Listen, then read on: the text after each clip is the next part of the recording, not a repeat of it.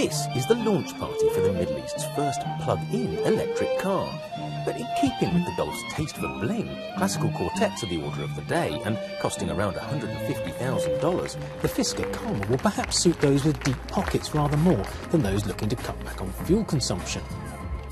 And here's the car itself. Now, the idea is that you plug it in your garage overnight, and that gives you about 80 kilometres of electric motoring. But if you need to go a bit further, there's a petrol engine up front that turns a generator to create electricity to turn the wheels to get you a bit further. But with petrol in this part of the world so very cheap, and maybe paying a bit more to get all the electrical gizmos, is anyone really in this part of the world going to want to do that just to save a few dollars on fuel?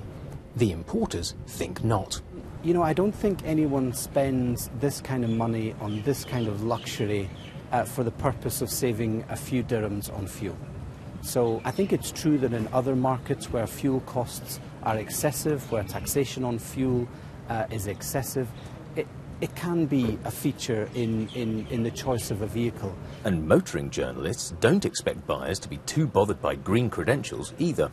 Obviously, it's having a big environmental message with it in most other markets, but for this market, I think it's about the novelty and the technology side of it rather than any serious environmental benefits that it may give. It's a new gadget, which is what a lot of people in this region love.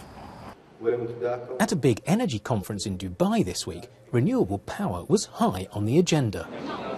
This is the contribution of UAE to utilizing renewable energy and solar energy. And for electric cars to really make an environmental impact, you need to ensure that the power they use is coming from a non-polluting renewable source, such as solar, which is still scarce.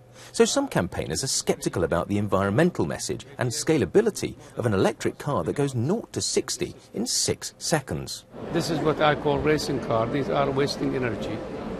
Now, wasting energy, okay, if you're doing it as a hobby for a small scale.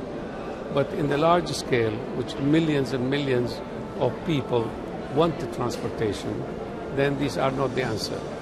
These are bad examples. It has recycled crushed glass in its paint that make it help shine the way it does. But unsurprisingly, the car's creator is confident of its environmental credentials.